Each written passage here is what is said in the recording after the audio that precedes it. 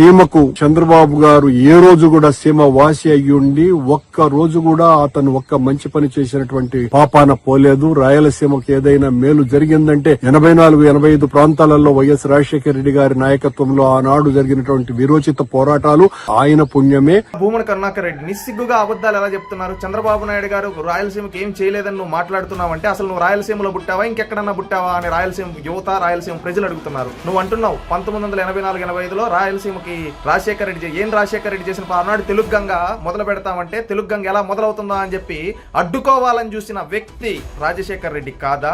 రాజశేఖర రెడ్డి ఆనాడు జలయజ్ఞం అని రాయలసీమలో ప్రాజెక్టులు అని చెప్పి ధనయజ్ఞం చేసి ఒక్క ప్రాజెక్టును కూడా కంప్లీట్ చేయకుండా ఒక్క ప్రాజెక్టును కూడా సరిగ్గా చేయకుండా గాలి కుదిలేసిన వ్యక్తి రాజశేఖర రెడ్డి కాదా?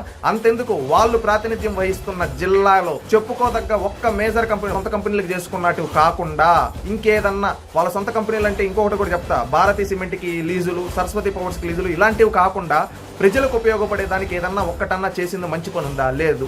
1978 నుంచి 2009 వరకు రాజశేఖర రెడ్డి గారు ఆనాడు కేంద్రంలో కాంగ్రెస్ పార్టీలో అదేవిధంగా రాష్ట్రంలో కాంగ్రెస్ పార్టీ ఏం చేశాడు? ఏమి చేయలా, గాలి కుదిలేశారు. అది రాజశేఖర రెడ్డి చరిత్ర. ఆనాడు తెలుగు గంగ మొదలు పెడుతుంటే అడ్డుకోవాలని చూసిన నీచుడు రాజశేఖర రెడ్డి గారు. ఆ విధంగా రాయలసీమకు ద్రోహం చేసింది రాజశేఖర రెడ్డి. అది ప్రతి ఒక్కరు చెప్తారు. ఒక్క చెప్పుకోదగ్గ కంపెనీల లేపాక్షి భూముల్లో స్కామ్ చేసింది రాజశేఖర రెడ్డి కదా. ఈ విధంగా చెప్పుకుంటే రాయలసీమలో భూముల్ని భూబకాసురులు ఈ రాజశేఖర రెడ్డి కుటుంబం దోచేసింది వాస్తవం కదా.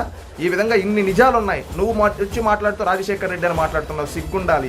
ఈ రోజు రాయలసీమలో ఆంధ్ర నీవా అయినా కావచ్చు, గాలేరు నగర్ అయినా కావచ్చు, మళ్ళీ అదేవిధంగా బ్రహ్మం సాగర్ అయినా కావచ్చు, వెలుగొండ రిజర్వాయర్ అయినా కావచ్చు, ఏదైనా కావచ్చు, ఇది తెలుగుదేశం పార్టీలో మొదలు పెట్టింది కదా. తెలుగు గంగ కాడ నుంచి మొదలు పెడితే ప్రతి ఒక్కటి ఇరిగేషన్ కి ప్రాధాన్యత ఇచ్చింది తెలుగుదేశం పార్టీ కదా. రాయలసీమలో కత్తులు కాదు పట్టాల్సింది, కళాలు పట్టాలి, హలాలు పట్టాలి, కంప్యూటర్లు పట్టాలని నాడు చంద్రబాబు నాయుడు గారు ఒక విప్లవం తీసుకొని వచ్చింది వాస్తవం కదా. ఈ రోజు నీ రాజకీయ అవసరాల కోసం నువ్వు ఈ విధంగా దిగజారి మాట్లాడుతుంటే ఇతను 5 ఏళ్లు ఎక్కడ నిద్రపోతూ ఉన్నాడు. రాజశేఖర రెడ్డి ముఖ్యమంత్రిగా ఉన్నప్పుడు కావచ్చు, జగన్మోహన్ రెడ్డి ముఖ్యమంత్రిగా ఉండొచ్చు కావచ్చు, నువ్వు వీళ్ళు రాయలసీమకు ద్రోహం చేస్తున్న ఎన్నిసార్లు ప్రశ్నించావని అడుగుతున్నారు. ఈ రోజు మళ్ళీ రాయలసీమ సెంటిమెంట్లు తగిల్చాలని మాట్లాడి నువ్వు ఒక రాయలసీమ ఉద్యమం పేరుతో చేసే ఒక రాజకీయ నిరుద్యోగివి. ఇకనైనా ఇలాంటి కల్తీ మాటలు ఇలాంటివి తగ్గించుకొని హుందాతనంగా రాజకీయం చేయాలని భూమన కరుణాకర్ రెడ్డి గారికి తెలియజేస్తున్నా. లేదు నేను ఇంకా ఇట్లే చేస్తా ఇలానే చేస్తా అంటే రేపు రానున్న రోజుల్లో రాయలసీమలోనే నిన్ను పాతి పెడతారు, గుర్తుపెట్టుకోండి. ఎందుకంటే రాయలసీమ ప్రజలు మార్పు కోరుకున్నారు. దానికి తగ్గట్టుగా ఈ రోజు కూటమి ప్రభుత్వం ఎన్నో అభివృద్ధి కార్యక్రమాలు, సంక్షేమ కార్యక్రమాలు చేస్తూ ఉంది. ఈ రోజు ఒక డ్రోన్ హబ్ గా, ఎలక్ట్రానిక్ హబ్ గా, ఒక ఆటోమొబైల్ హబ్ గా, ఒక ఎడ్యుకేషన్ హబ్ గా, ఒక టెంపుల్ టూరిజం హబ్ గా